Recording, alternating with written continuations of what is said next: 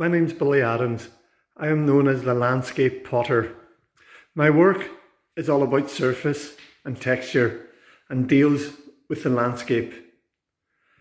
And I deal with the vessel. I like making vessels because they're within the realm of ceramic. And within the vessels, I like having sort of throwing handles and contrasting handles.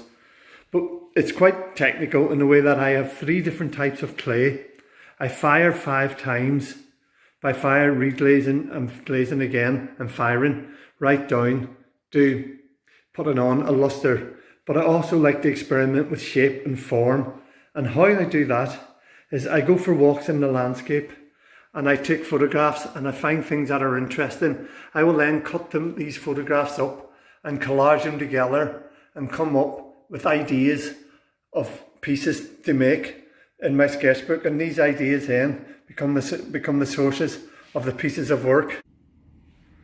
Some of this one I call the island because it's based on, you can see the waves of the water coming up and then the island and the crater glazes with the sky, while the vessel, this one is called a rockabilly, and this is what I hope to make. As you can see, my sketchbooks are made up of photographs and collages, and what I do, I then photograph the pieces of work I like on the surfaces, collage them together as I pointed out, and come up with a shape. But within that shape, that may need refining, because if you look then at other ones, I can then do little pen sketches just to figure out how pieces can come together, working out the finer details.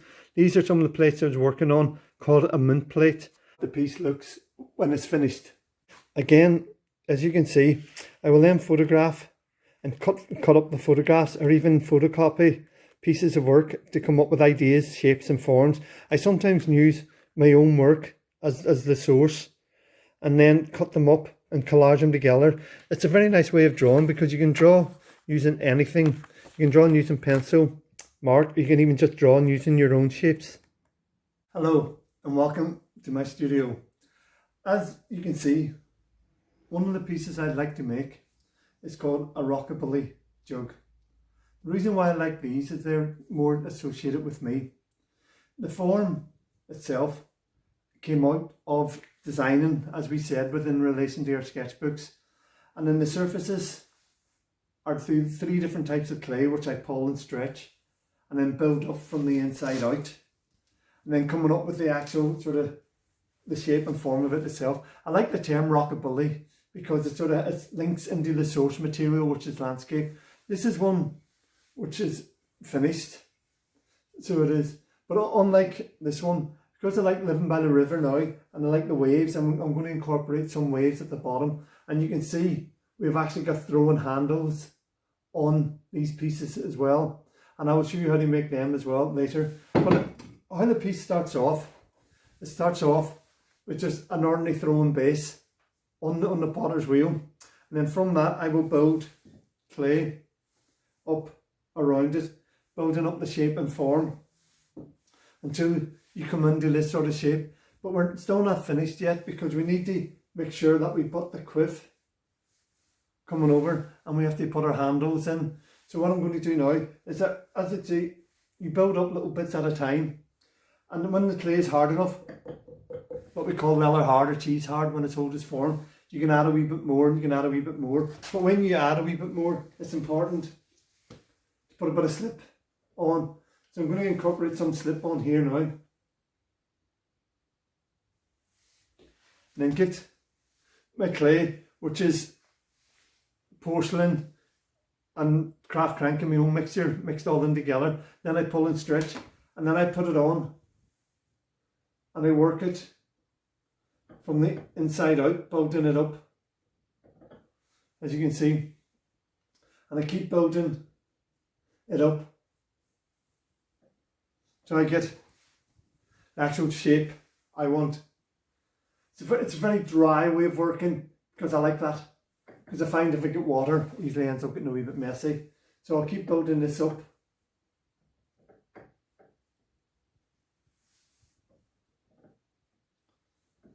Keep working on it and building.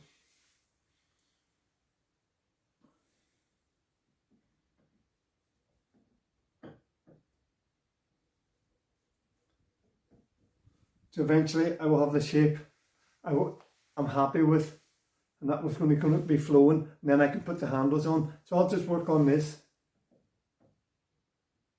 for a bit.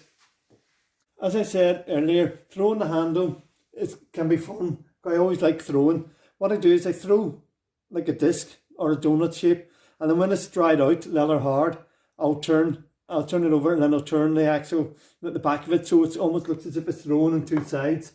And you can do any size of handles, from little small ones right up to large ones. So we can do any shape, any size we want. So throwing the handle, pretty easy. We get a lump of clay, and we throw it so it goes in the middle. Nice bit of water, and the first thing we do is we get it centered. So centering small lumps is a lot harder than centering smaller lumps. So make sure that we get it centered. Once we got it centered, then we take out the middle, bring it round, and bring it round the sides, and that's, in theory, how we get a handle. I use a little turning tool, one of the ones I customised myself. It's quite a nice small one, so I can actually clean the handle off.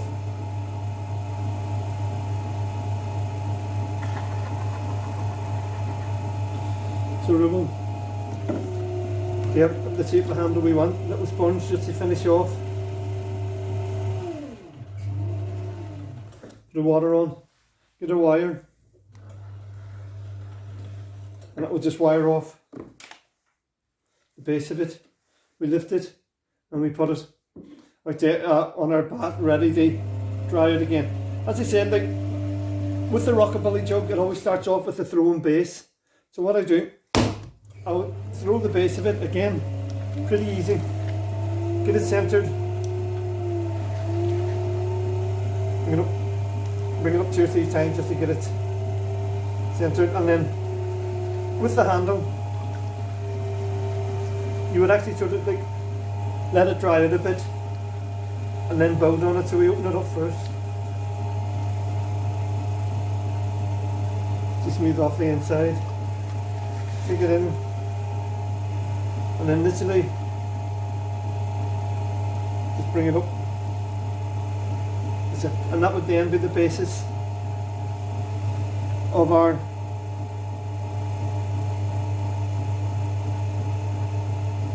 rockabilly jug base, just to get it, making sure it's got a nice curve on it. What we do, we just refine surface a little bit, so we actually sort of get looking nice and smooth. Clean it up again, get a turning tool just to clean up the bottom of it, and that would then become the basis for the rockabilly jug. Turning handles is slightly different, so what I like to do, show you actually how to turn one of the handles. So once you've got it thrown, that's great. So once you have got your handle thrown, you're ready then for turning. Like so, we've got this one thrown, and then we let it dry out for a day or two, and then we need to turn the base of it. So we get it centered. The easiest way of doing that is by just tapping it into the middle. So it sort of works. Then to stop it from moving, we always have a little piece of clay, and that cleans it up a little tiny bit, and that stops it from, when we spin the wheel round, it's flying off, and it's flying off into the sunset. Then we get our turning tools, and we literally just turn the opposite shape of what's underneath on the base. So we can turn.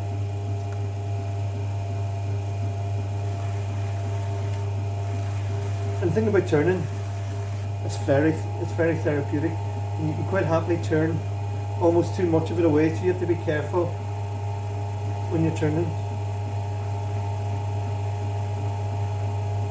not be stirring too much of it away.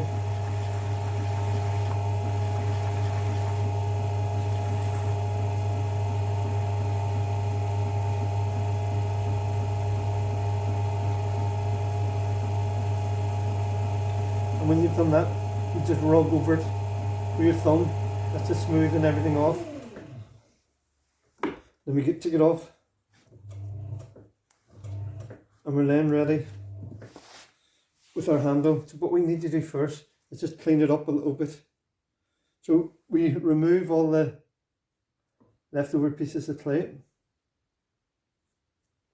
get our sponge, and gently just rub over the edge of it, smoothing off any sharp edges.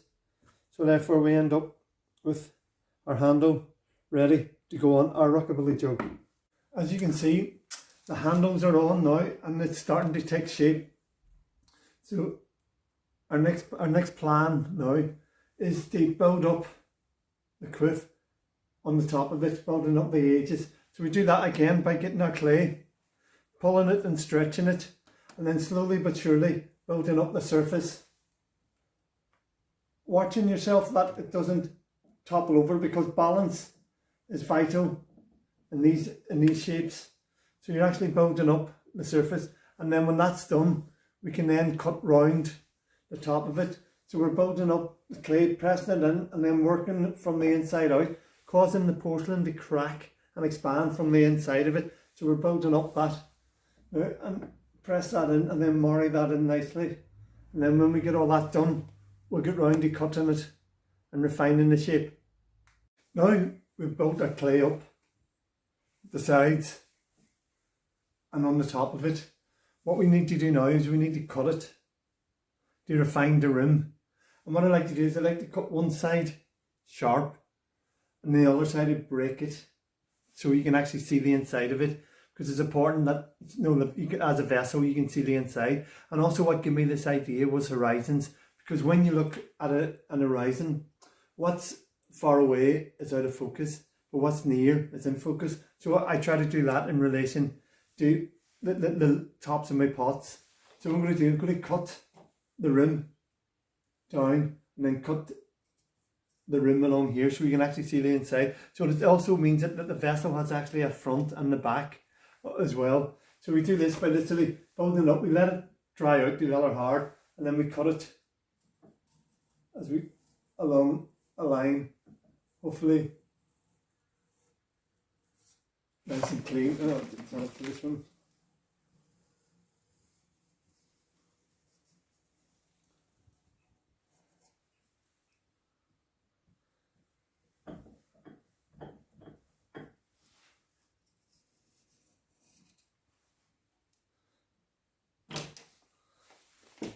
And we cut it, and you're starting to see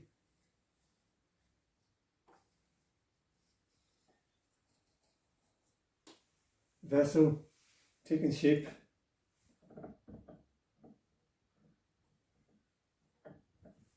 As we cut.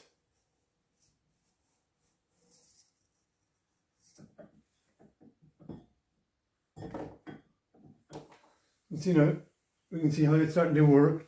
Like a continuous line, so there's not one edge, there's not one straight line along the edge, so we're refining it the whole way along. And then what I do then is I'll cut the same here, breaking down the edges so we can actually see the inside coming from the outside. We've now cut down one edge so it follows the line. If you notice, there's a constant smooth line along there. Do this by using the beater and making sure that the line flows like continuously round to the actual rim of it. So this is what I would class as the back of the vessel, the continuous line, and then we mark the same on the other side by following this line round. And then what I do then is I cut out different chunks of the other side, so breaking it down so we can then see how the surface can relate to each other, how we can see the inside of the vessel. So we work out, and then we literally just cut bits out, breaking it down, so we can actually see what the inside of the vessel is going to look like. So we look at the shapes here. We try to echo some of the shape. I've now cut away the surface so you can see how you can actually see the inside of it, but also it's kind of based on the horizon, because when you can look in, you can actually see this side is a lot sharper than this side is softer. So what I'm doing now is I'm just refining the edges and smoothing them off, cutting them down and just refining them and then rounding them off so they're not sharp and they look as if they've been almost eroded. As you can see, we've carved out the first side, and you can see the contrast between that side and the other side. But it's important to carve it out, and because that helps the curvedness of the clay, and you get a sense of feeling that the waves are crashing up around, and then you just smooth it off. Then with another modelling tool, one of the tools I have, and you can actually just work in, do the seams, defining the seams in between the waves, slowly removing any little wee bits of clay. And then that's that side finished, and we're ready then to work on our other side. This is just finishing the last bits to the waves. As you can see, we've actually carved them out now in 3D, so they get a sense of space, so they're actually curved. And that is a small rockabilly finished. As you can see, you get a sense of the waves crashing against the rocks. The surface, which is like mixtures of clay, all broken and sort of matched up to give a sense of rocks. And that now, sort of when you glaze that, we'll put a surface over that to amplify that. We got the throwing rings to represent sort of the contrast between the smooth and the rough, as well as the man-made element within the landscape. We got the horizon or the rim, and what's up close is in focus, so we get that by having this broke, and then what's in the distance is out of focus, and the rim is quite smooth. So therefore, and also you're being able to see inside the vessel, and that's how you would make a small rockabilly jug.